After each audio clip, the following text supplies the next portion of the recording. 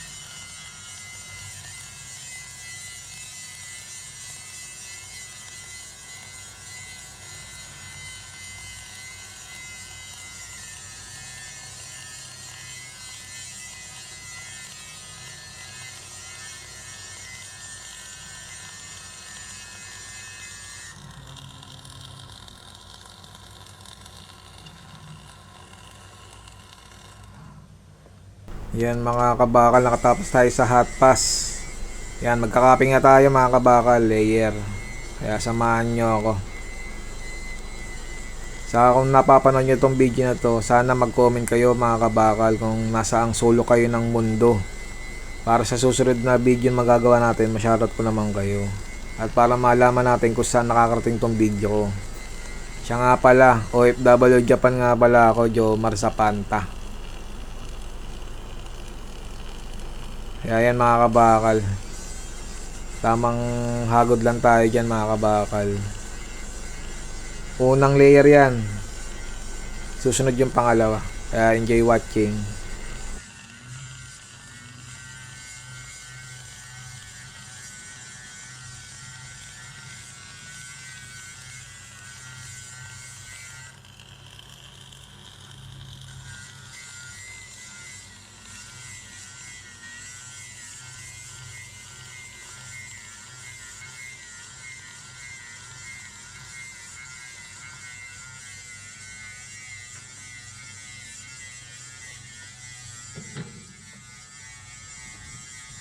Nakatapos na tayo mga kabakal sa unang layer natin. Ayan, tamang cheater lang tayo. Saka gagrinderin natin kasi yung grinder apakahina ng hangin. Ayan, naglagay tayo ng spray tayo ng spatter cleaner mga kabakal para walang defects. Ayan, pangalawang layer na yan mga kabakal. Tamang hagod lang ulit tayo. Enjoy watching.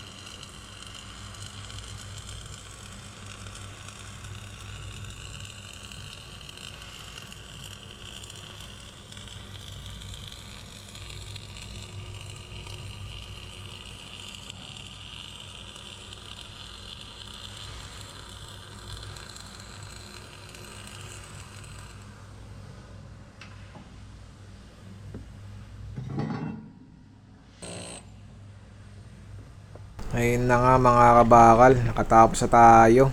Tinatanggal ko na yung dark glass na number 9. Tingnan natin kung walang defects mga kabakal, walang blowhole, walang undercut. Yan, pagka ganyang mga walang undercut, walang blowhole, walang pinhole, kumbaga minor lang yung mga spatter, all goods na yan mga kabakal. Mas importante yung mahalaga, walang defects. Okay na yan mga kabal, all goods na yan. Welder on board, Japan.